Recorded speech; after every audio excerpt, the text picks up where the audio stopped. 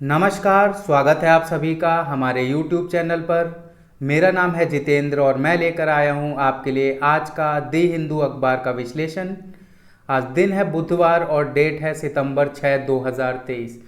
तो ज़्यादा देरी नहीं करते हैं और शुरू करते हैं अपना आज का दी हिंदू अखबार का विश्लेषण। पेपर स्टार्ट करने से पहले मैं आपको एक चीज़ बता देता हूं कि कुछ लोगों का ऐसा कमेंट्स आया था, मेरे पास फीडबैक आया था कि हमें अपने न्यूज़पेपर एनालिसिस में चैप्टर्स ऐड करने चाहिए। तो मैं चैप्टर्स ऐड कर रहा हूँ, आप जाकर डिस्क्रिप्शन में चैप्टर का टाइम देख सकते हैं। और दूसरी, आप यहाँ पर अपने जो प्रोग्रेस बार है, वीडियो प्रोग्रेस बार है, इस पर आप अपना रोटेट करके माउस को या अपने पॉइंटर को वहाँ पर करके आप अगले चैप्टर पर पहुँच सकते हैं, अपने जो भी आपको न्यूज़ कवर करनी है। तो शुरू करते हैं अपना आज का अखबार का विश्लेषण। Supreme court bench reserves verdict in article 370 abrogation challenge. क्या न्यूज़ है मैं आपको बता देता हूं जल्दी से। तो आपको मालूम होगा कि 2019 के टाइम पे जो भारत सरकार है वहाँ से एक लॉ पास करवाकर जो जम्मू एंड कश्मीर के अंदर आर्टिकल 370 था संविधान के अंदर भारत में, उसे हटा दिया जाता है। और जब आर्टिकल 370 को एब्रोगेट कर दिया जाता है केंद्र सरकार द्वारा, तो इसी को लेकर जो पेटिशनर हैं वो चैलेंज करते हैं इस चेंज को जाकर सुप्रीम कोर्ट में। सुप्रीम कोर्ट में इसकी सुनवाई होती है, करीबन 16 दिन से ये सुनवाई चल रही थी। और अंत में जाकर क्या होता है, जो सबका पक्ष सुनने के बाद जो चीफ जस्टिस ऑफ इंडिया हैं, जिन्होंने ये कॉन्स्टिट्यूशन बेंच बिठाई है, गठित की है, तो ये कॉन्स्टिट्यूशन बेंच जो अपना फैसला है उसे रिजर्व रख लेती है और अब ये जो भी फैसला आएगा उसे डिक्लेयर करेगी। यही है बेसिकली इसमें न्यूज़ में। अगली हम न्यूज़ कवर करते हैं। तो Bharat replaces India in G20 invite from president. क्या न्यूज़ है? तो आप न्यूज़ अगर फॉलो कर रहे हैं, मीडिया फॉलो कर रहे हैं, तो आपको अभी तक पता चल गया होगा कि जो G20 की समिट चल रही है भारत के अंदर, तो देखने को ये मिला है कि जो प्रेसिडेंट ऑफ इंडिया होते थे, तो उनकी जगह जो टाइटल यूज़ किया गया है इस बार लेटर्स भेजने में, इनविटेशन कार्ड्स भेजने में, तो वो प्रेसिडेंट ऑफ भारत यूज़ किया गया है इस बार। तो इसी को लेकर ये चर्चा में बना हुआ है। जो विपक्षी दल हैं वो लोग कह रहे हैं कि क्योंकि उन्होंने ग्रुपिंग की थी एक इंडिया की, जो अपोजिशन पार्टीज़ हैं उन्होंने सब ने मिलकर एक अलायंस बनाया था जिसका नाम रखा था इंडिया। तो इसी को देखकर जो केंद्र की सरकार है, जो भारतीय जनता पार्टी है, वो हमारे इंडिया ग्रुपिंग से डर कर इस नाम को चेंज करके अब भारत को वो भारत ही बुलाएगी। केवल इंडिया जो नाम है उसे एक तरह से कोशिश रहेगी प्रेजेंट डे गवर्नमेंट की वो ज़्यादा यूज़ ना हो, बजाय इसके भारत का इस्तेमाल मानते हैं ये। अब जब भारतीय जनता पार्टी से ये पूछा जाता है, जो गवर्नमेंट के सोर्सेज से पूछा जाता है कि क्या गवर्नमेंट एक ऐसा इनिशिएटिव करने जा रही है, फॉर्मलाइज करने जा रही है कि भारत का एक ही नाम होगा और इंडिया जो शब्द का इस्तेमाल होता था भारत के लिए उसे ख़त्म कर दिया जाएगा, तो गवर्नमेंट कहती है कि ऐसा हमारा कोई अभी प्लान नहीं है। यही है बेसिकली इस न्यूज़ में। आगे हम चलते हैं तो हम पहुंचते हैं डायरेक्ट एडिटोरियल सेक्शन की तरफ। एडिटोरियल सेक्शन कवर करने से पहले एक छोटी सी न्यूज़ जो दिल्ली से निकल के आ रही है। तो आपको एक चीज़ याद रखनी है अपने जनरल अवेयरनेस से कि भारत के अंदर दिल्ली एक ऐसी सिटी बन गई है जहां पर सबसे ज़्यादा ई बसेस अवेलेबल हैं। अब ई बसेस का मतलब होता है इलेक्ट्रिक बसेस। तो इलेक्ट्रिक बसेस के मामले में जो संख्या हम देखेंगे तो दिल्ली जो है, दिल्ली के अंदर अब 800 ई बसेस चालू हो गई हैं। ऐसा कब हुआ? तो कल 400 नई बसेस शामिल की गई हैं दिल्ली सिटी के अंदर। तो ये किस स्कीम के अंदर हो रहा है तो आपको ये जानने के लिए इम्पोर्टेंट है। तो ये है फेम 2 जो स्कीम है भारत सरकार की, उसके अंदर। फेम का फुल फॉर्म है faster adoption and manufacturing of electric and hybrid vehicles. ये इनिशिएटिव, ये एक स्कीम है जो कि केंद्र सरकार द्वारा चलाई गई थी। पहला इसका भाग था फेम 1। फेम 1 के बाद जो दूसरी स्कीम इसी को कंटिन्यू किया गया, किस नाम से, तो इसका नाम रखा गया फेम 2। अब जब फेम 2 का टारगेट है तो दिल्ली में 1500 ई बसेस का टारगेट है फेम 2 का।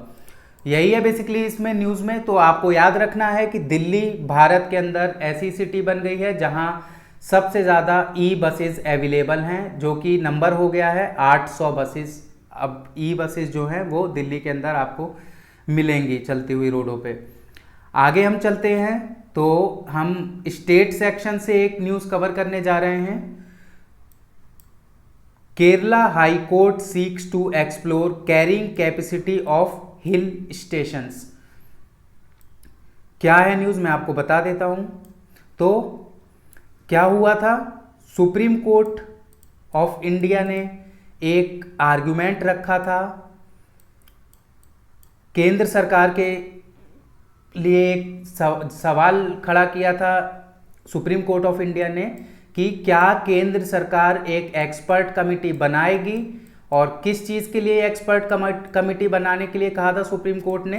तो एक एक्सपर्ट कमेटी ऐसी जो साइंटिफिक सर्वे करेगी हिल स्टेट्स का, 13 हिमालयन स्टेट्स जो हैं भारत के अंदर, जैसे कि उत्तराखंड, हिमाचल प्रदेश, सिक्किम, अरुणाचल प्रदेश, नागालैंड, मिजोरम, मणिपुर, त्रिपुरा। तो ये सब जो भी हिमालयन स्टेट हैं भारत के अंदर, तो सुप्रीम कोर्ट ने केंद्र सरकार से एक डायरेक्शन दिया था एक तरह से कि आपको एक एक्सपर्ट कमेटी बनानी चाहिए, और इस एक्सपर्ट कमेटी का काम होना चाहिए कि वो जाकर जो कैरिंग कैपेसिटी है हिल स्टेट्स की उन्हें जाकर मापेगी, और जो हिल स्टेशंस हैं उनकी कैरिंग कैपेसिटी को नापेगी। तो इसी को लेकर कल एक न्यूज़ आई थी कि केंद्र सरकार ने सुप्रीम कोर्ट में दाखिला किया, एक सुप्रीम कोर्ट में बताया केंद्र सरकार ने कि वो एक 13 मेंबर की एक्सपर्ट कमेटी बनाने जा रही है। और ये कमेटी क्या करेगी, तो ये जो 13 राज्य हैं हिमालयन स्टेट्स, 13 जो हिमालयन स्टेट्स हैं उन्हें उनका कैरिंग कैपेसिटी को एक्सेस करेगी। तो आपको इकोलॉजिकल पॉइंट ऑफ व्यू से समझ लेना है कि कैरिंग कैपेसिटी आखिर होता क्या है। तो मैं आपको थोड़ा सा बता देता हूँ कैरिंग कैपेसिटी के बारे में। मान लीजिए कैरिंग कैपेसिटी वैसे एक एनवायरमेंटलिस्ट फॉर्म है कि कोई भी एक एरिया, उसकी कितनी ऐसी कैपेसिटी है, कितना हम उसके ऊपर लोड डाल सकते हैं जिसमें सारी स्पीशीज़ जो वहाँ पर एग्जिस्ट करती हैं वो अच्छे से अपना काम कर सकें। क्या कोई ऐसी पॉपुलेशन बढ़ जाती है जिससे जो बाकी ओवरऑल फंक्शनिंग है पूरे इकोसिस्टम की वो भी बिगड़ती हुई नज़र आएगी। तो इन्हीं सब चीज़ों को जांचने के लिए जो कैरिंग कैपेसिटी है उसकी जांच करने के लिए केंद्र सरकार ने एक कमेटी गठित की है। ये 13 मेंबर की कमेटी है और ये राज्यों में जाकर सर्वेस करेगी और वहाँ की कैरिंग कैपेसिटी का पता लगाएगी कि कितना पॉपुलेशन, कितना लोड एक एरिया जो भी हिमालयन स्टेट है वो झेल सकता है। अब उसी को लेकर जो केरला हाई कोर्ट है उसने भी एक अर्जी दायर की है केंद्र की सरकार को। उन्होंने एक तरह से बोला है कि जो 13 मेंबर पैनल आपका जांच करने जा रहा है 13 हिमालयन स्टेट्स को, उन्हें जो केरला की इदुक्की डिस्ट्रिक्ट की जो हिल स्टेशंस हैं उनकी भी सर्वे करने दिया जाए, उनका सर्वे भी कराया जाए जो केरला के हिल स्टेशंस हैं।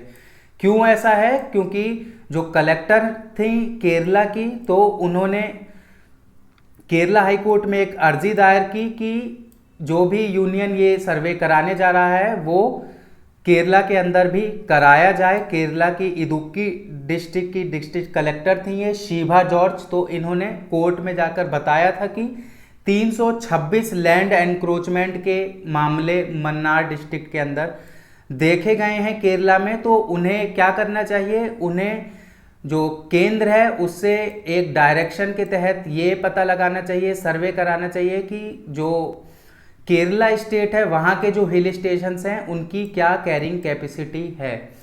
यही है बेसिकली इस न्यूज़ में। और ये कराया क्यों जा रहा है, तो जैसा कि आप जानते हैं कि अभी हाल ही के दिनों में बहुत ज़्यादा देखने को मिला है कि जो लैंड सब्सिडेंस की घटना है हिमालयन स्टेट्स में वो बहुत ज़्यादा बढ़ गई है और बहुत ज़्यादा भूस्खलन देखने को मिला है। तो उन्हीं सब चीज़ों को लेकर जो केंद्र है, केंद्र की जो मिनिस्ट्री है एनवायरनमेंट मिनिस्ट्री, वो बहुत ज़्यादा कंसर्न दिखती है और इसी को लेकर जो केंद्र है वो एक 13 मेंबर की कमेटी गठित करती है जो कैरिंग कैपेसिटी का पता लगाएगी। आगे हम चलते हैं। ये एक फोटोग्राफ आप देख सकते हैं अपनी स्क्रीन पर, जंबो लाइन अप क्या है, तो मैसूरू जो रीजन है वहाँ पर एक दशहरा फेस्टिवल मनाया जाता है। और ये दशहरा फेस्टिवल क्यों मनाया जाता है? क्योंकि माना जाता है कि जो देवी थी उन्होंने जो अपना 10वां अवतार लिया था और 10वें दिन उन्होंने क्या किया था, महिषासुर का वध किया था। तो इसी को लेकर जो मैसूरू स्टेट है वहाँ पर दशहरा सेलिब्रेशन किया जाता है। और दशहरा सेलिब्रेशन जो वहाँ पर मैसूर में होता है वहाँ पर एलिफेंट्स वगैरह की सेरेमनी भी होती है। तो उसी से रिलेटेड ये न्यूज़ है। आप देख सकते हैं कि ये हाथी जो 10 दिन का दशहरा सेलिब्रेशन होने जा रहा है, शुरू होने जा रहा है, उसके लिए आ चुके हैं, पहुंच गए हैं मैसूरू और इन्हें जंगल कैंप से लाया गया है जो कि नागरहोल टाइगर रिजर्व में स्थित है। तो यही है बेसिकली इसमें न्यूज़ में। आपको आर्ट्स एंड कल्चर से अपना जो हमारा दशहरा है उसे क्यों मनाया जाता है और क्या रीज़न है, क्या इसकी रेलिवेंस है इंडियन कल्चर में, आपको इस चीज़ के बारे में थोड़ा लिंक करके पढ़ना चाहिए। आगे हम चलते हैं तो एडिटोरियल सेक्शन पे हम पहुंचते हैं। तो टाइम टू डिसाइड, पहला एडिटोरियल जो है टाइम टू डिसाइड कवर करते हैं हम इसे। Infrastructure development in the hills can not be same as in the plains. क्या कह रहा है ये कि जो हिल एरिया है, जो पहाड़ का एरिया होता है, वहाँ पर जो इंफ्रास्ट्रक्चर का डेवलपमेंट होता है, जैसे रोड बनाए जाती हैं या डैम्स बनाए जाते हैं या इलेक्ट्रिसिटी पोल ही बनाए जाते हैं, तो वो जो प्लेन्स में बनाया जाता है उससे अलग होने चाहिए। और ऐसा ये क्यों कह रहे हैं? क्योंकि ये कह रहे हैं कि जो हिल एरिया है वो इकोलॉजिकली डिफरेंट है प्लेन एरियाज से। क्योंकि जो हिल एरियाज है वहाँ पर नेचर का बैलेंस अगर थोड़ा भी बिगड़ता है तो उसका बहुत दुष्परिणाम देखने को मिलेगा। तो हमें एक अलग ही डेवलपमेंट पॉलिसीज़ बनानी चाहिए हिल एरियाज़ के लिए अलग से। हमें ये नहीं करना चाहिए कि जो भी प्लेन्स में हम डेवलपमेंट प्रोसेस करते हैं वही जाके हमें कॉपी पेस्ट कर देना है हिल एरिया में। बजाय इसके जब हम हिल एरिया में कोई डेवलपमेंट इनिशिएटिव लें तो हम उसकी अच्छे से उसकी जांच करें, उसका इकोलॉजिकल फुटप्रिंट जो भी होगा उसे पता लगाएं, एक्सपर्ट कमिटीज़ बिठाएं, साइंटिस्ट से बात करें और तभी जाकर वहाँ पर जो हिल एरियाज़ हैं वहाँ पर कोई डेवलपमेंट का इनिशिएटिव स्टार्ट करें। तो शुरू करते हैं अपना ये एडिटोरियल। तो ये शुरू में बात करते हैं कि जैसा कि आपको देखने को मिला था कि अगस्त के महीने में अभी जो नॉर्थ इंडिया के अंदर हिमाचल प्रदेश और उत्तराखंड स्टेट स्पेशली जब हम बात करेंगे तो वहाँ पर जो मॉनसून था उसकी बारिश ने बहुत ज़्यादा तबाही मचाई थी। फ्लड्स की स्थिति देखने को मिली थी नॉर्थ इंडिया के अंदर अगस्त के महीने में। तो इसी को लेकर जो पिछले महीने भारत के चीफ जस्टिस हैं DY चंद्रचूड़, उन्होंने एक एक्सपर्ट कमेटी की मांग की थी। मैंने आपको अभी पीछे समझाया जो 13 मेंबर की कमेटी गवर्नमेंट ने बनाई है, उसी एक्सपर्ट कमेटी को बनाने की एक कंप्लीट एंड कॉम्प्रिहेंसिव स्टडी करवाने के लिए 13 हिमालयन स्टेट की कैरिंग कैपेसिटी का ये सुप्रीम कोर्ट ने एक केंद्र सरकार से एक गुजारिश की थी कि आप एक कमेटी बनाइए जो कि कंप्लीट और कॉम्प्रिहेंसिव स्टडी करेगा कैरिंग कैपेसिटी की हिमालयन रीजन के अंदर। इसके बाद फॉलो अप जब होता है तो मैंने आपको बता दिया कि केंद्र सरकार द्वारा एक 13 मेंबर की टेक्निकल कमेटी बनाई गई है जो कॉम्प्रिहेंसिव स्टडी करेगी और जो कैरिंग कैपेसिटी हिमालयन रीजन की उसे दर्शाएगी। अब यहाँ पर ये बात करते हैं कि कैरिंग कैपेसिटी जो कॉन्सेप्ट है वो पॉपुलेशन बायोलॉजी से निकल के आया है और जनरली ये क्या होता है, quantity of A species that can thrive sustainably in A defined ecosystem.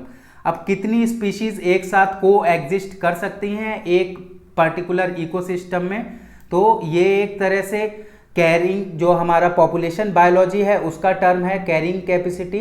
और ये क्या देखता है कि कितनी पॉपुलेशन स्पीशीज जो हैं वो अच्छे से सस्टेनेबली थ्राइव कर सकती हैं, जिंदा रह सकती हैं साथ में एक डिफाइंड इकोसिस्टम के अंदर। ये है आपका जो जनरल टर्म्स है पॉपुलेशन बायोलॉजी की डेफिनेशन। अब आगे मैंने आपको बताया, तो ये आगे बात करते हैं कि जो ये केंद्र ने कमिटी बनाई है, ये पहली बार ऐसा केंद्र ने नहीं किया है। अभी जब 2020 की हम बात करेंगे तो 2020 में ही केंद्र ने क्या किया था, जो भी राज्य हैं, हिमालयन स्टेट्स हैं, 13 हिमालयन राज्य हैं, इन्हें जो हमारा केंद्र है इसकी जो मिनिस्ट्री है, मिनिस्ट्री ऑफ एनवायरनमेंट, इसने एक नोटिस इशू किया था, कुछ गाइडलाइंस इशू किए थे वहाँ पर जो भी डेवलपमेंट होता है उसके लिए, और एक रिपोर्ट मांगी थी कि सभी 13 राज्यों को रिपोर्ट सबमिट करनी है कि वो उस मुद्दे पर क्या काम करते हैं और क्या सोचते हैं, जो भी ये कंसर्न उठाए गए हैं मिनिस्ट्री द्वारा। अब उसी को लेकर जब ये बात करते हैं आगे, तो आगे ये कहते हैं कि जो कमिटीज़ बना रही है गवर्नमेंट, तो कमिटी की जो रिपोर्ट से कुछ चेंज नहीं होने वाला है रियलिटी के अंदर। रियलिटी क्या है कि जब इंफ्रास्ट्रक्चर डेवलपमेंट होता है हिल्स में, वो सेम नहीं रह सकता है जैसे हम उसे प्लेन्स में करते हैं। प्लेन्स का बेसिक मीनिंग क्या हुआ कि आपका प्लेन, जैसे उत्तर प्रदेश राज्य, अगर हम उत्तर प्रदेश की बात करेंगे तो यहाँ पर प्लेन्स है, और अगर हम उत्तराखंड की बात करेंगे तो वहाँ पर हिल्स हैं। तो वहाँ का जो इकोलॉजिकल सिस्टम है वो प्लेन से बिल्कुल डिफरेंट है। तो हमें जब डेवलपमेंट इनिशिएटिव भी स्टार्ट करना है, कोई नया प्रोजेक्ट सेट करना है हमें अगर प्लेन एरिया में, तो हम ये नहीं कर सकते कि उसी जो प्रोजेक्ट है उसी को हम कॉपी पेस्ट कर दें उत्तराखंड के स्टेट में भी। बजाय इसके हमें अलग से रिसर्च करनी पड़ेगी जब हम हिल स्टेट किसी उसके ऊपर अपना इंफ्रास्ट्रक्चर डेवलपमेंट का कोई प्रोग्राम एक्टिव करते हैं। यही है बेसिकली इस एडिटोरियल में। अगले एडिटोरियल को हम समझेंगे तो the implications of expansion of BRICS. International section से, इंटरनेशनल रिलेशन से बहुत इंपॉर्टेंट है, और ब्रिक्स जो है, ब्रिक्स बहुत इंपॉर्टेंट होता जा रहा है और उसी को लेकर ये एडिटोरियल लिखा गया है। तो मैं आपको थोड़ा बैकग्राउंड बता देता हूँ। तो अगस्त 24 को, अभी जब पिछले महीने क्या हुआ था कि 15वीं ब्रिक्स की समिट हुई थी, जिसमें भारत के प्रधानमंत्री ने भी हिस्सा लिया था जाकर साउथ अफ्रीका के जोहान्सबर्ग सिटी में। तो यहाँ पर 15वीं ब्रिक्स समिट होती है 24 अगस्त 2023 को, और जो इसका फैसला क्या होता है, यहाँ पर क्या देखने को मिलता है ब्रिक्स समिट में, कि अभी जो ब्रिक्स में मेंबर थे 15th ब्रिक्स समिट में, तो ये मेंबर की संख्या थी ब्राज़ील, रशिया, इंडिया, चाइना और साउथ अफ्रीका। लेकिन अब क्या हुआ, फैसला क्या लिया गया है 15th ब्रिक्स समिट में, कि 6 नए देशों को ऐड किया जाएगा ब्रिक्स के अंदर। तो टोटल मिलाकर जो ब्रिक्स देशों की संख्या हो जाएगी वो 11 हो जाएगी। तो कौन कौन से देश जो हैं जो शामिल होने जा रहे हैं, 6 नए देश, तो वो है Iran, Saudi Arabia, United Arab Emirates, Egypt, Ethiopia और अर्जेंटीना। तो ये जो 6 नए देश हैं ये ब्रिक्स के अंदर शामिल कर लिए गए हैं। अब ब्रिक्स की जो मेंबर्स की संख्या हो गई है वो 11 हो गई है। अब जब आप देख रहे हैं कि यहाँ पर वेस्ट एशिया के बहुत सारी कंट्रीज़ हैं जो इंपॉर्टेंट कंट्रीज़ हैं, ऑयल डेवलपिंग कंट्रीज़ हैं, जैसे कि ईरान, सऊदी अरेबिया और यूनाइटेड अरब एमिरेट्स। अब हम अफ्रीका की बात करेंगे तो हॉर्न ऑफ अफ्रीका में जो रिलेटेड मुद्दे होते हैं वहाँ पर इजिप्ट और इथोपिया भी ऐड किया गया है। और लैटिन अमेरिका की जो सेकंड बिगेस्ट इकोनॉमी है जो कि अर्जेंटीना है, उसे भी यहाँ पर ऐड किया गया है। तो देखने को क्या मिला है कि जो ब्रिक्स की जो वर्ल्ड पॉपुलेशन है तो वो अब कितनी हो गई है, 46% वर्ल्ड पॉपुलेशन। अब जो 6 देशों को और जोड़ लिया गया है, उसके बाद अगर हम पॉपुलेशन निकालेंगे ब्रिक्स कंट्रीज की, तो वो ब्रिक्स प्लस 6 कंट्रीज की, तो वो 46% हो गई है। अब जीडीपी की अगर हम बात करेंगे पीपीपी टर्म्स में, तो जीडीपी देखने को मिलेगी कि अभी जो ब्रिक्स कंट्री थी 5, तो इनकी जीडीपी थी 31.5% वर्ल्ड जीडीपी में जब इसका हिस्सा देखेंगे। लेकिन अब जब 6 नए मेंबर जोड़ लिए गए हैं तो इनकी जीडीपी की संख्या हो जाएगी 37%। तो यहाँ पर आपको देखने को मिल रहा है कि जो ब्रिक्स का एक्सपेंशन है वो बेसिकली एक तरह से पॉपुलेशन, वर्ल्ड पॉपुलेशन को और ज़्यादा रिप्रेजेंट कर रहा है और जीडीपी भी यहाँ हाई देखने को हमें मिलेगी।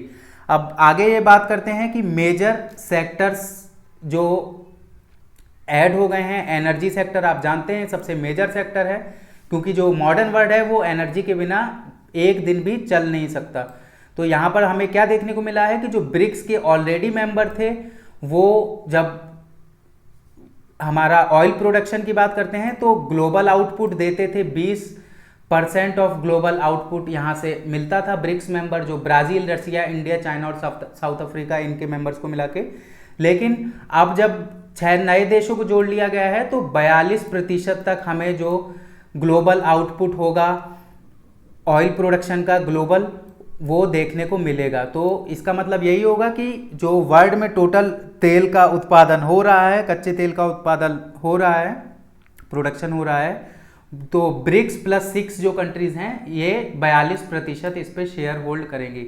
अब आपको यहाँ पर ये समझना है कि कुछ दिनों से डिप्लोमेटिक लेवल पे क्या चल रहा है। जब से कोविड का टाइम हुआ है तो डिप्लोमेटिक लेवल पर ये चल रहा है कि जो वेस्ट नेशन है उनको एक तरह से बाकी जो देश हैं वो क्रिटिसाइज कर रहे हैं, उनकी इंस्टीट्यूशंस को क्रिटिसाइज कर रहे हैं, जैसे यूनाइटेड नेशंस को और WHO को, WTO को। और ये माना जाता है कि ये जो इंस्टीट्यूशंस हैं ये वेस्ट बैक्ड हैं, ये वेस्ट की तरफ ज़्यादा बायस्ड रहती हैं, जैसे यूएस की तरफ ज़्यादा बायस्ड रहेंगी, यूरोप की तरह ज़्यादा बायस्ड रहेंगी और सब मेंबर्स को बराबर नहीं समझेंगी। तो जब ये वैक्यूम बन गया है तो इस वैक्यूम के अंदर अगर ब्रिक्स फिट हो जाता है, अब ब्रिक्स ने अपना एक्सपेंशन किया है तो ब्रिक्स इस वैक्यूम को होल्ड करने का पोटेंशियल रखता है। अब आगे हम चलते हैं तो ये जियो स्ट्रेटेजिक वैल्यू की करते हैं कि जोग्राफिकल स्ट्रेटेजिक वैल्यू क्या होने जा रही है इस एडिशन से।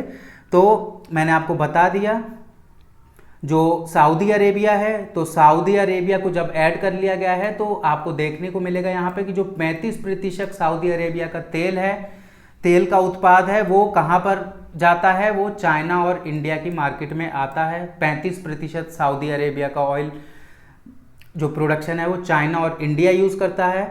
इसके बाद जब इजिप्ट और इथोपिया की बात करेंगे तो आपको पता है, मैंने आपको बता दिया कि इजिप्ट और इथोपिया जो है वो हॉर्न ऑफ अफ्रीका में स्थित है। तो यहाँ पर जब स्ट्रेटेजिकली जब हम देखेंगे तो हॉर्न ऑफ अफ्रीका जो है वो बहुत एक इम्पॉर्टेंट पॉइंट है हमारे ग्लोबल मैप में, और साथ ही साथ जो रेड सी रीजन है वो भी बहुत इम्पॉर्टेंट है। अब और क्या चीज़ देखने को मिली, जो अर्जेंटीना को ऐड किया गया है, तो मैंने आपको बता दिया कि अर्जेंटीना सेकेंड लार्जेस्ट इकोनॉमी है लैटिन अमेरिका के अंदर।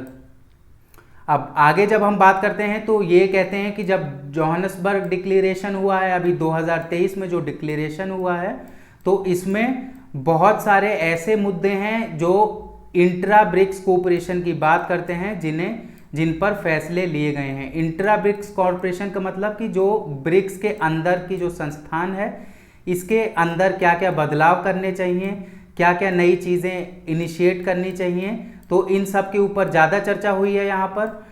और जो बाहर की बातें हैं, बाहर वाइड रेंजिंग जो रिफॉर्म्स हैं बाहर एक्सटर्नल वर्ल्ड को लेकर, उसकी भी बात हुई है। लेकिन जो बल्क है वो इंट्रा ब्रिक्स कॉरपोरेशन की यहाँ पर बात हुई है। अब यहाँ आगे ये बताते हैं कि जो मेंबर्स हैं वो एग्री कर गए हैं एक दूसरे को लोकल करेंसीज में इंटरनेशनल जो इंटरनल ट्रेड होगी, बायलैटरल ट्रेड होगी इनके मेंबर कंट्रीज़ की, तो जो ज़्यादातर मेंबर्स क्या कर रहे हैं वो एनकरेज कर रहे हैं लोकल करेंसी का यूज़ करने। जैसे भारत एनकरेज कर रहा है कि जो भी ब्रिक्स देश हैं वो भारत की करेंसी में पेमेंट लें बजाय डॉलर के। तो ये भी यहाँ पर हमें ब्रिक्स के अंदर देखने को मिला है। आगे जब हम बात करेंगे तो जो अब क्या देखने को मिला है, 2020 के बाद से जो डिप्लोमेसी है वो वर्ल्ड वाइड चेंज होती जा रही है।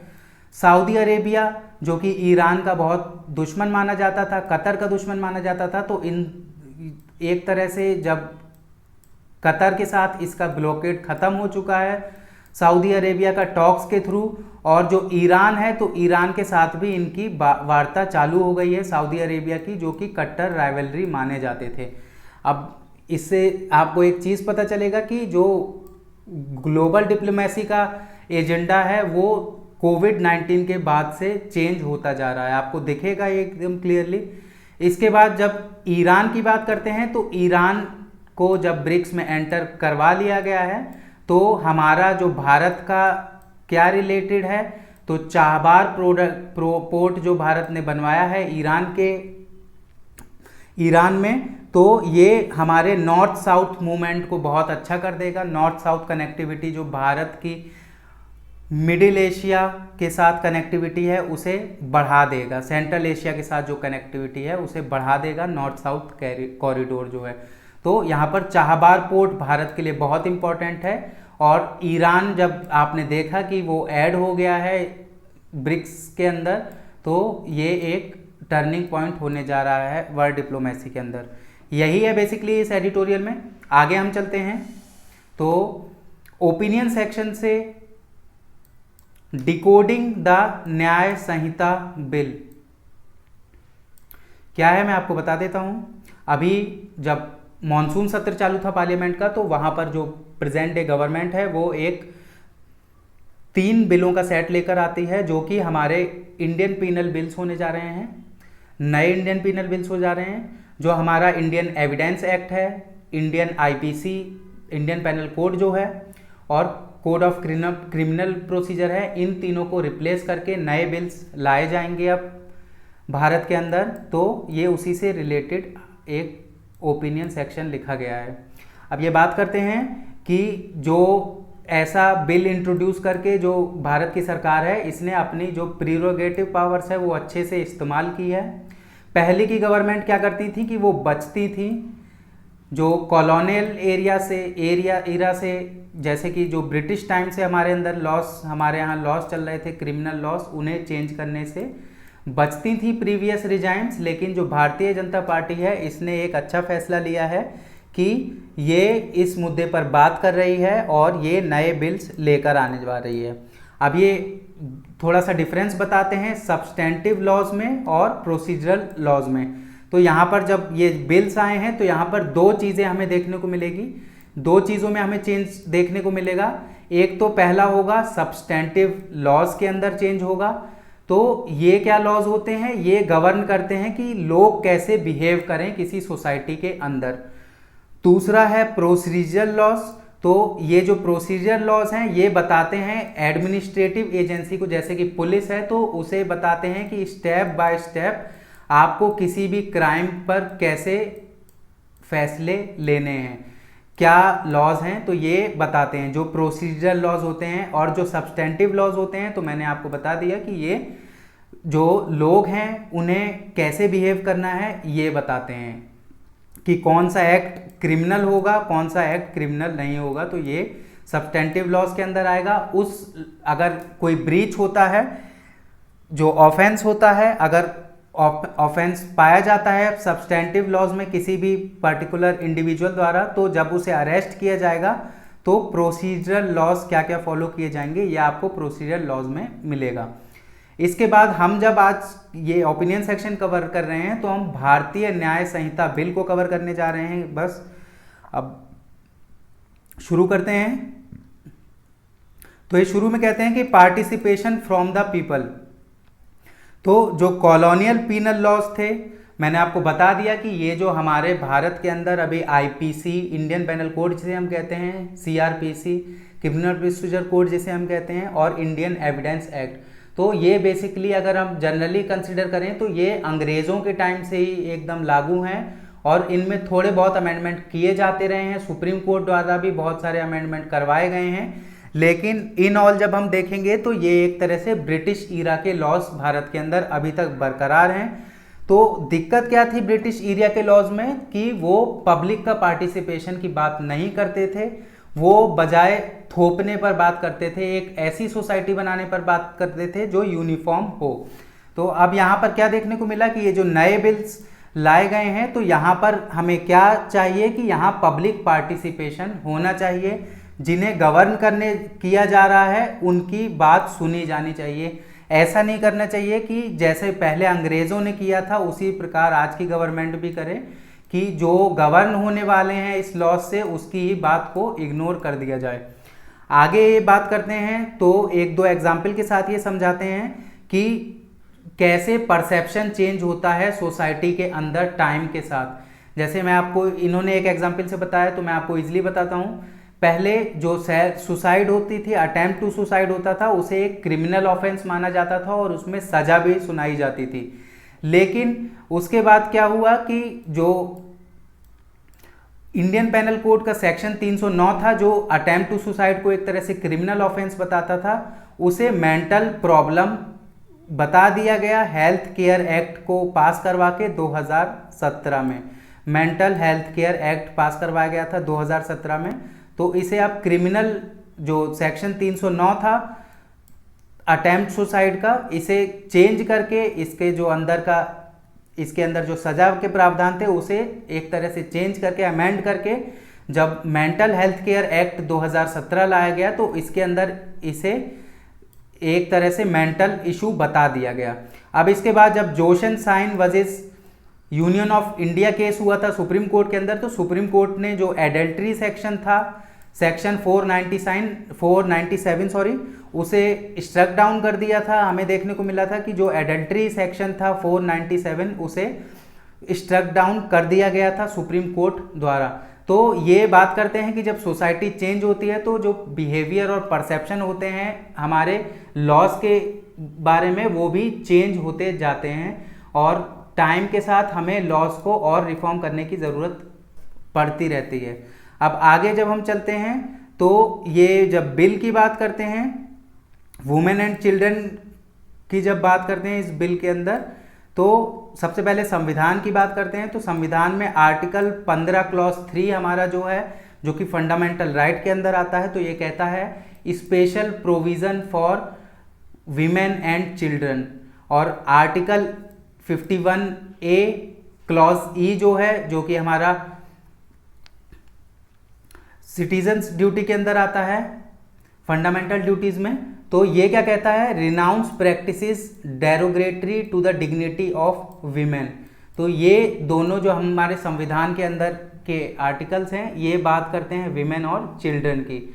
अब यहाँ पर जब बात करते हैं, जो नया बिल आया है न्याय संहिता बिल, तो इसके अंदर चैप्टर 5 जो रखा गया है वो रखा गया है हमारा विमेन और चिल्ड्रन के लिए, चैप्टर 5 जो रखा गया है। लेकिन वहाँ पर एक हमें रूड शॉक देखने को मिला है, और वो क्या देखने को मिला है कि जो रेप माना जाता था क्लॉज 63 के अंदर इस नए बिल के अंदर, तो इसे अभी भी बरकरार रखा गया है। पहले क्या माना जाता था अंग्रेजों के टाइम में कि sexual intercourse by man with his own wife is no case of rape, ये माना जाता था अंग्रेजों के टाइम से। क्लॉज 359 ड्राफ्ट जो था पीनल कोड 1837 उसके अंदर।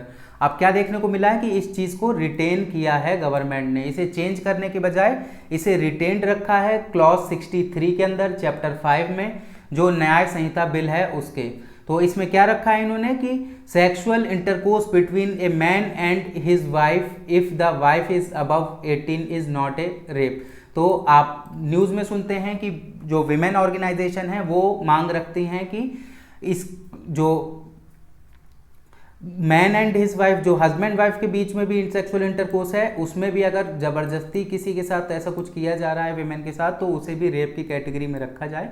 लेकिन हमें यहाँ पर नए जो न्याय संहिता बिल है इसके अंदर भी यही एक्सेप्शन देखने को मिला कि जो अंग्रेजों के टाइम से चलता आ रहा था उसी को यहाँ पर कंटिन्यू किया गया है।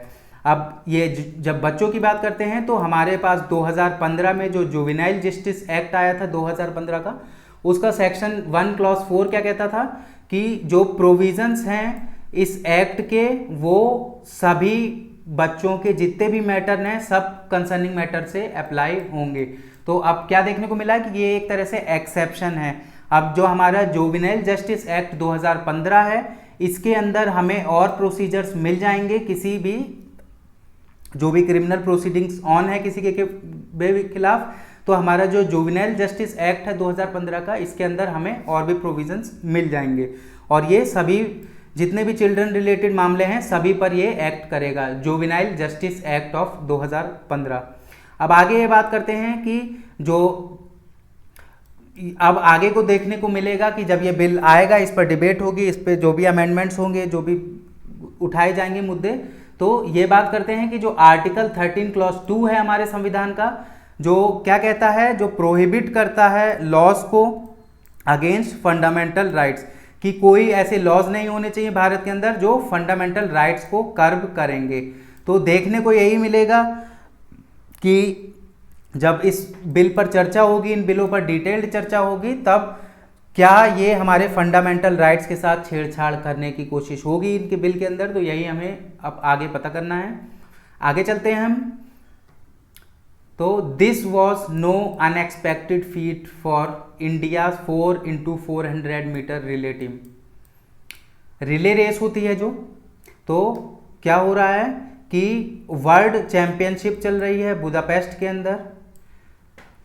उसमें क्या देखने को मिला कि भारत की तरफ से राजेश रमेश, मोहम्मद अजमल, अमजोल जैकब और मोहम्मद अनस यहिया, इन चारों ने एक 4x400 मीटर की रिले रेस में भाग लिया।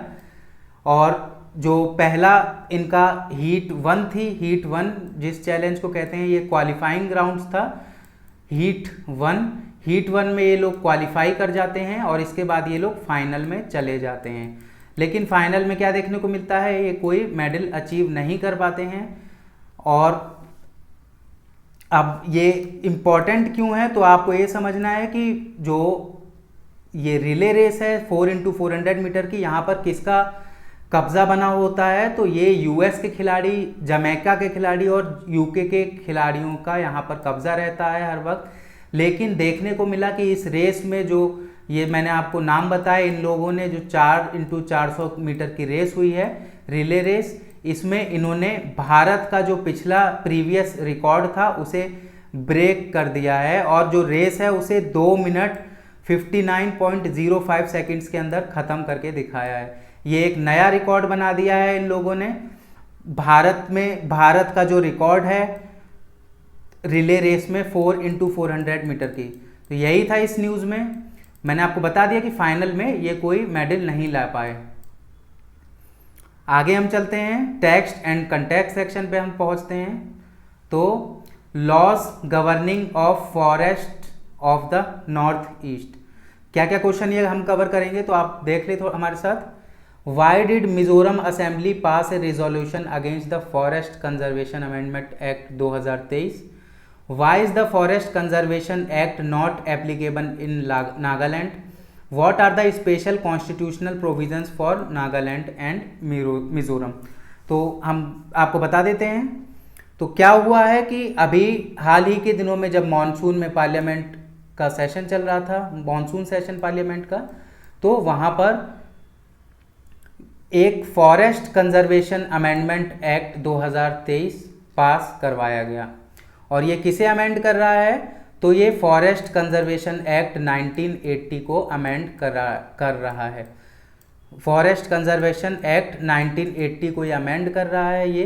तो इसी को लेकर जो मिज़ोरम है, तो मिज़ोरम ने एक अपनी असेंबली में एक रिजोल्यूशन पास करा है जो कि गवर्नमेंट के इस फॉरेस्ट, ये जो नया फॉरेस्ट कंजर्वेशन अमेंडमेंट एक्ट 2023 है, इसके खिलाफ है। अब ऐसा क्यों किया है, तो ये जो वहाँ की राज्य सरकार है उसका कहना है कि to protect the right and interest of people of Mizoram. हुआ क्या था इस कंजर्वेशन एक्ट में, तो जो भी भारत के जो भी स्टेट्स हैं, जो बॉर्डर्ड स्टेट्स हैं, उनके और कोई विदेशी बॉर्डर जो इंटरनेशनल बॉर्डर्स हैं, यहाँ मान लीजिए कि इंटरनेशनल कंट्री है, ये भारत है और ये कोई इंटरनेशनल बाउंड्री है, तो ये जो 100 किलोमीटर एरिया है, यहाँ तक जो केंद्र सरकार है वो कभी भी किसी को भी फॉरेस्ट क्लियरेंस दे सकती है रोड बनाने के लिए, इंफ्रास्ट्रक्चर प्रोजेक्ट बनाने के लिए, भारत की इंटीग्रिटी सिक्योरिटी के मसले पर लेकर, ये 100 किलोमीटर एरिया। तो जब हम ज्योग्राफी भारत की देखेंगे तो हमें देखने को मिलेगा कि जो भारत की नॉर्थ ईस्ट स्टेट्स हैं, ये इनका मोस्ट ऑफ एरिया इसमें कवर होता है, ये बॉर्डर के आसपास ही हैं सारी स्टेट्स। तो जिसे लेकर जो नॉर्थ ईस्ट की स्टेट हैं उनके अंदर बहुत ज़्यादा कंसर्न है कि जो केंद्र सरकार है वो उनसे उनके हक छीन सकती है। तो इसी को लेकर जो मिजोरम असेंबली है उसने एक ये लॉ पास कराया है।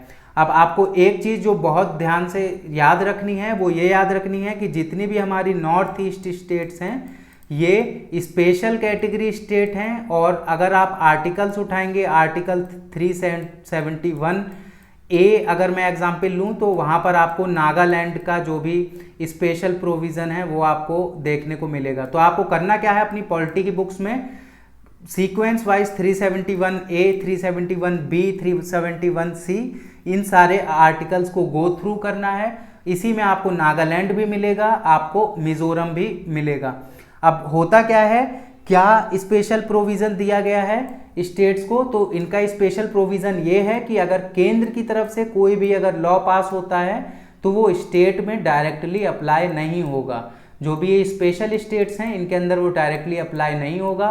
और कब अप्लाई होगा, जब वहाँ की जो असेंबली होगी वो उस चीज़ को पास करेगी तभी ये अप्लाई होगा, वरना वो ऑटोमेटिकली अप्लाई नहीं होगा। तो जब अब आगे हम इसमें न्यूज़ में देखते हैं तो स्पेशल कॉन्स्टिट्यूशनल प्रोटेक्शन, ठीक है, ये मैंने आपको बता दिया। जो 371 जी है वो मिजोरम के लिए है, 371 ए जो है वो नागालैंड के लिए है। अब ये क्या प्रोहिबिट करता है कि any law enacted by parliament that impinges on Naga and Mizo customary law procedure and ownership and transfer of land. देखो यहाँ लैंड की बात आ गई है। तो अब जो ये फॉरेस्ट कंजर्वेशन अमेंडमेंट एक्ट आया है 2023 का, तो यहाँ पर भी जो केंद्र सरकार क्या करेगी, वो बॉर्डर के अराउंड 100 किलोमीटर का लैंड अपने फैसले के अंदर रखेगी। तो उसी को लेकर ये लोग जो हैं वो कंसर्न हैं। इसके बाद जब 1996 का हम फैसले की बात करेंगे हम सुप्रीम कोर्ट के, जो कि गोदावरम केस का फैसला है, तो उसमें क्या किया गया था सुप्रीम कोर्ट ने कि जो भी हमारे फॉरेस्ट हैं जिन्हें हम कहते हैं, जैसे दो तरह के फॉरेस्ट होते हैं, एक तो रिकॉग्नाइज्ड फॉरेस्ट होते हैं कि जिन्हें गवर्नमेंट रिकॉग्नाइज कर चुकी है कि ये फॉरेस्ट है, और दूसरे रिकॉर्डेड फॉरेस्ट होते हैं जिन्हें गवर्नमेंट ने रिकॉग्नाइज नहीं किया है कि ये रिकॉर्डेड फॉरेस्ट हैं। तो जो रिकॉग्नाइज्ड फॉरेस्ट हैं इन्हें क्या करा जाता था 1996 से पहले, इन्हें तो प्रोटेक्शन दी जाती थी, लेकिन जो रिकॉर्डेड फॉरेस्ट हैं इन्हें प्रोटेक्शन नहीं मिलती थी फॉरेस्ट कंजर्वेशन एक्ट 1980 के अंदर। लेकिन जब सुप्रीम कोर्ट का गोदावरम फैसला आता है 1996 में, उसके बाद से जो रिकॉर्डेड और रिकॉग्नाइज्ड दोनों फॉरेस्ट को फॉरेस्ट कंजर्वेशन एक्ट 1980 के अंदर प्रोटेक्शन दे दिया जाता है सुप्रीम कोर्ट द्वारा। और जो स्टेट्स हैं उनके लिए मुश्किल हो जाता है बिना जो ग्राउंड लेवल लोग हैं, जो ग्राउंड पंचायत है, उसकी रजामंदी के इन फॉरेस्ट को किसी और एक्टिविटी में डाइवर्ट कर देना या किसी लैंड एरिया को।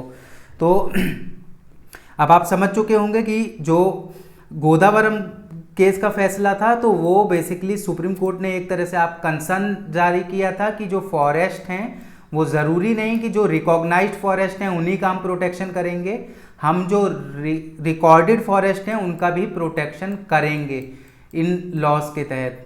तो ये चीज़ जो गवर्नमेंट है उसे एक तरह से रेस्ट्रिक्ट करती है लैंड ले लेने में, लैंड की जो फॉरेस्ट हैं उन्हें क्लियर कर देने में। तो गवर्नमेंट उसी के लिए अब 2023 में देखने को मिला है कि फॉरेस्ट कंजर्वेशन एक्ट 2023 लेकर आई है, जिसके तहत उसे जो एरिया होगा, लैंड लेना होगा, उसका क्लियरेंस लेना होगा, वो क्लियरेंस उसे पास नहीं कराना पड़ेगा और बहुत इजीली उसे जो फॉरेस्ट लैंड है उसे डाइवर्ट करने का मौका मिल जाएगा। इसी सब को लेकर जो नॉर्थ की ईस्ट की स्टेट्स हैं उनका कंसर्न बना हुआ है। ये न्यूज़ में बना रहेगा। हम आगे देखते हैं। ये आप जो फोटोग्राफ में देख रहे हैं ये जूको वैली का फोटोग्राफ है नागालैंड से, और ये बॉर्डर भी है। आप मुझे कमेंट सेक्शन में बताइए जो जूको वैली है वो नागालैंड को किस स्टेट से डिवाइड करती है भारत के। जूको वैली, DZUOKOU वैली, ये नागालैंड से भारत के किस अदर स्टेट को डिवाइड करती है, आप ये मुझे कमेंट सेक्शन में बताइए। आगे हम चलते हैं तो टेक्स्ट एंड कंटेक्ट सेक्शन से एक the various strategies of vaccine diplomacy. आपको अपने अगर आंसर राइटिंग आप मेंस में करेंगे तो आपको एक चीज़ याद रखनी है कि बहुत बार जब इंटरनेशनल रिलेशन की बात आती है, हमारे पेपर में। तो इंटरनेशनल रिलेशन से एक अच्छा क्वेश्चन पूछा जा सकता है कि जो भारत है उसने क्या ऐसे इनिशिएटिव किए हैं, नए जो सेल्फ डेवलप्ड इनिशिएटिव हैं रिसेंट डेज में, जिससे भारत की जो डिप्लोमेसी है उसमें थोड़ा चेंज आया है। तो वहाँ पर आपको, अगर आप वैक्सीन डिप्लोमेसी को नहीं लिखते हैं तो ये आपके लिए एक नेगेटिव मार्क होगा। आपको वैक्सीन डिप्लोमेसी जो भारत की है उसे बहुत समझना चाहिए, क्योंकि जो कोविड का टाइम था उसके बाद से जो भारत की वैक्सीन डिप्लोमेसी है इसकी चर्चा वर्ल्ड वाइड बनी हुई है, बहुत एडिटोरियल इस पर बनते रहते हैं। तो आपको ये ज़रूर कवर करना है कि भारत कैसे दूसरे देशों को वैक्सीन सप्लाई करके अपनी एक इमेज है जो भारत की उसे और बेटर कर रहा है फार्मास्यूटिकल मामले में, साथ ही साथ अपनी जो प्रेजेंस है वर्ल्ड वाइड उसे और गहन कर रहा है। तो आपको वैक्सीन डिप्लोमेसी ये जो टॉपिक है इस पे आपको एक ऐसे लिखने की प्रैक्टिस करनी चाहिए अपने एग्जाम से पहले। आगे हम चलते हैं तो न्यूज सेक्शन से हम कवर करते हैं। Xi Jinping skipping G20 summit a deliberate signal to India west. क्या है, मैंने आपको न्यूज़ में बता दिया है कि जो G20 की भारत के अंदर समिट होने जा रही है इस हफ्ते न्यू दिल्ली के अंदर, तो उसमें क्या देखने को मिला, चाइना की तरफ से एक न्यूज़ आती है कि जो चाइनीज़ प्रेसिडेंट हैं जी जिनपिंग वो अब मीटिंग अटेंड करने नहीं पहुंच रहे हैं भारत में। और इसके साथ और भी चीज़ें देखने को मिली कि जो व्लादिमीर पुतिन है रशिया के, वो भी मीटिंग अटेंड करने नहीं आ रहे हैं। और जब हम यूएस की बात करेंगे तो यूएस के जो बिडेन हैं वो, उनका कहना है कि वो आएंगे मीटिंग को विजिट करने। अब आपको एक चीज़ यहाँ पर समझनी है कि वेस्ट जो है वो वेस्ट चाहता है भारत को कि भारत वेस्ट की तरफ खड़ा दिखे, और इसी को लेकर जो वेस्ट है उसने कहा है कि जो भारत को समझ लेना चाहिए कि चाइना जो है वो अगर G20 की इतनी इम्पोर्टेंट मीटिंग को स्किप कर रहा है तो वो भारत के साथ भरोसा नहीं रखता है, और भारत को इस चीज़ को क्लियरली समझ लेना चाहिए। ये वेस्टर्न नेशन का सजेशन है इंडिया के लिए। मैंने आपको बता दिया कि जो इंडिया है वो इस वक्त डिसाइडिंग फैक्टर है एक तरह से इंडिया के पास, क्योंकि जो वर्ल्ड है वो देखने को मिला है चाइना ग्रुप और यूएस ग्रुप में बट गया है। जब तो हम वेस्ट नेशंस और चाइना रशिया कंबाइन करें तब भी इंडिया जो है, इंडिया क्या देखा जाता है, इंडिया को स्टैंड स्टिल स्थिति में देखा जाता है, न्यूट्रल स्थिति में। वेस्ट की कोशिश है कि इंडिया वेस्ट की तरफ इंक्लाइंड हो जाए, और चाइना जो है वो इंडिया के साथ अभी जो बायलैटरल रिलेशन है उन्हें मजबूत करने की कोशिश करता हुआ नहीं दिख रहा है। सस्पिशियस है चाइना भारत को लेकर, यही इससे हमें पता चलता है। और इसी को लेकर आपको देखने को मिला कि चाइनीज़ प्रेसिडेंट जो मीटिंग है G20 की इसे स्किप करने जा रहे हैं। आगे हम चलते हैं तो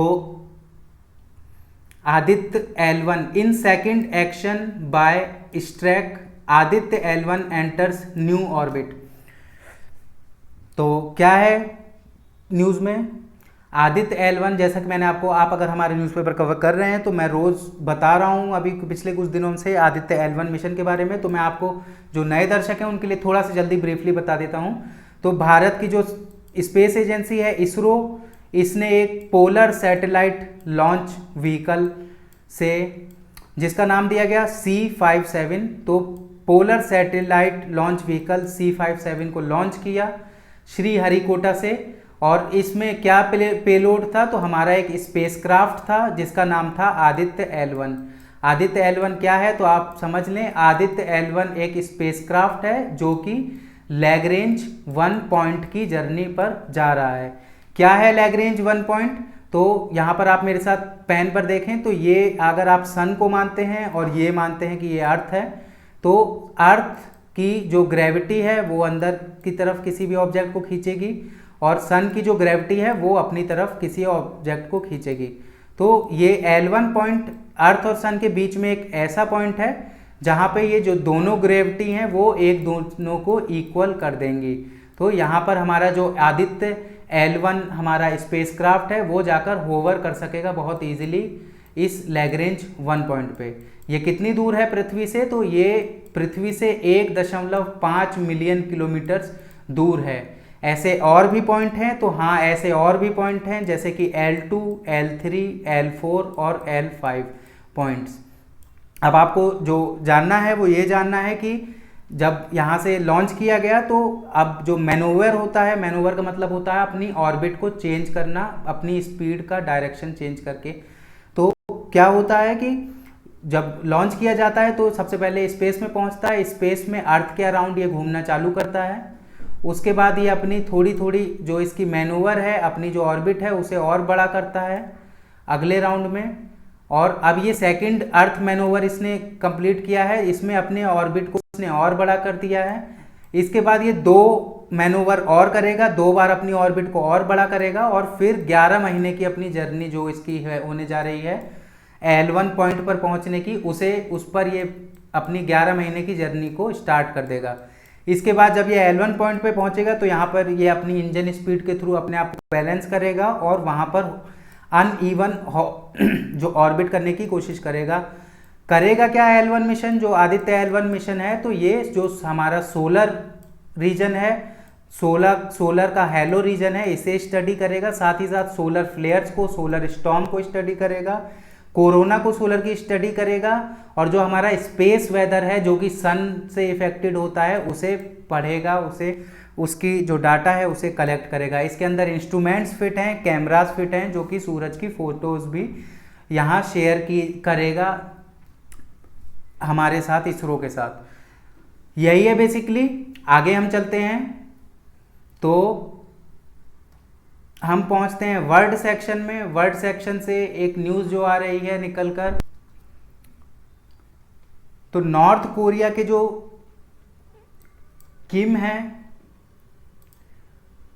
वहां के जो प्रेसिडेंट हैं नॉर्थ कोरिया के, वो व्लादिमीर पुतिन से मिलने जा रहे हैं, ऐसा कहना है यूएसए का। यूएसए की जो स्पेशल एजेंसीज हैं इनका एक तरह से इन्होंने अपना रिसर्च किया है और इनका मत निकल के आया है कि जो नॉर्थ कोरिया के किम जोंग यूंग हैं ये जाकर व्लादिमीर पुतिन से मिलने जा रहे हैं इसी महीने। और क्यों मिलने जा रहे हैं? क्योंकि जैसा कि आप जानते हैं कि रशिया का यूक्रेन के साथ युद्ध चल रहा है और रशिया को लगा था जब स्टार्ट किया था उसने युद्ध कि ये बहुत आसानी से यूक्रेन के ऊपर वो हमला करके वहाँ पर अपना कब्जा कर सकता है।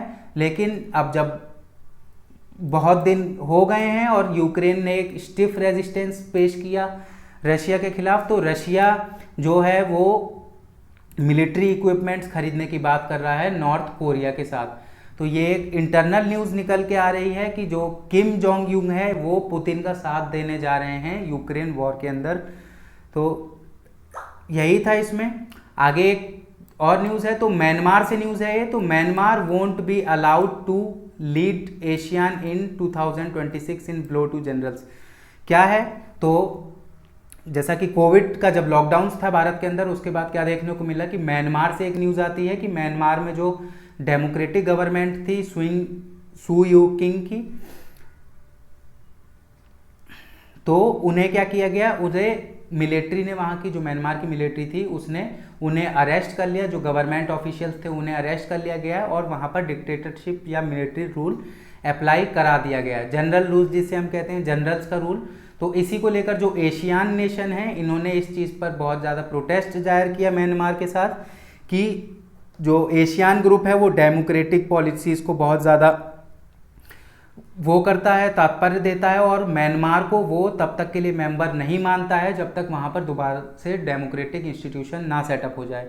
अब उसी को लेकर जब एशियान की अभी मीटिंग चल रही है, एशियान समिट चल रहा है इंडोनेशिया के अंदर, तो वहाँ पर क्या देखने को मिला कि जो म्यांमार है उसे जो 2026 में सीट लीड करनी थी एशियान की, तो उसे वहाँ से उसे मना कर दिया जाता है। अब उसकी बजाय फिलीपींस 2026 में हेड होगा एशियान समिट का। यही है इस न्यूज़ में। आगे हम चलते हैं तो बिजनेस सेक्शन से एक finance minister flags threats to financial system from crypto tax havens. क्या थ्रेट है तो हम जान लेते हैं। तो जो भारत की फाइनेंस मिनिस्टर हैं ये एक मीटिंग अटेंड कर रही हैं मुंबई में, और ये मीटिंग है ग्लोबल फाइनटेक फेस्ट मीटिंग जो कि मुंबई में हो रही है। इसमें इन्होंने एक स्टेटमेंट जाहिर किया है कि जो भारत के अंदर जितनी भी टेक कंपनीज हैं उन्हें अपना जो डाटा है उसे बहुत हाई सिक्योरिटी मोड में रखना पड़ेगा, क्योंकि अगर इनकी प्राइवेसी या सिक्योरिटी ब्रीच होती है तो ये बहुत बड़ा एक कंसर्न उठ के आएगा। ये बात करती हैं कि जो भी कंपनीज हैं उन्हें अपने सिक्योरिटी मेजर है उस पर बहुत ज़्यादा रोबस्ट इन्वेस्टिंग करनी चाहिए और जो भी डाटा है उसे बहुत प्रोटेक्ट रखना चाहिए, हैवी उस पर काम करके जो भी सिक्योरिटी का काम है। और इनका कहना है कि जो हमारा फाइनेंशियल सिस्टम है वर्ल्ड वाइड ग्लोबल और भारत का भी जो फाइनेंशियल सिस्टम है वो crypto currency, tax havens, cyber intrusions, जो भी ड्रग माफिया ट्रेड्स हैं, तो इन सब की वजह से क्या देखने को मिलेगा कि जो हमारे फाइनेंशियल सिस्टम है इन पर ये बहुत बड़ा खतरा है। तो हमें जो भी टेक कंपनीज हैं उन्हें बहुत रोबस्ट मेजर यूज़ करने चाहिए अपना डाटा वगैरह सेफ रखने के लिए। आगे हम बात करते हैं और साथ ही साथ ये एक और चीज़ कहती हैं, तो ये कहती हैं कि जो G20 की अभी मीट हो रही है तो भारत की कोशिश रहेगी कि जो भारत का प्रोटेक्शन सिस्टम है वो भारत बाकी G20 नेशंस के साथ शेयर करे और जो क्रॉस बॉर्डर पेमेंट अरेंजमेंट है उसे बेहतर करे बाकी बाहर के देशों के साथ विदाउट सिक्योरिटी ब्रीचेस।